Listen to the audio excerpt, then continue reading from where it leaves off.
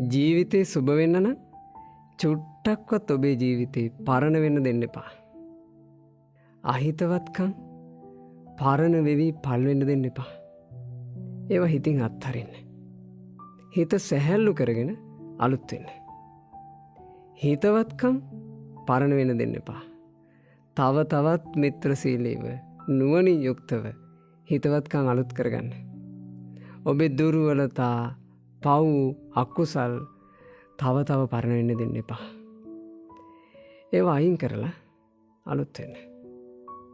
ඔබේ මනුස්සකම්, පින් කුසල් පොඩ්ඩක්වත් පරණ වෙන්න දෙන්න එපා.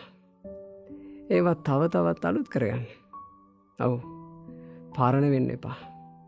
සත්පුරුෂ ඇසුරේ ඔබ අලුත් වෙන්න. ඔබේ ජීවිතේ ඇත්තෙම සුබ වේවි. ඔබට සුබ ජීවිතයක් ඇති කරගන්න වාසනාව ලැබේවා.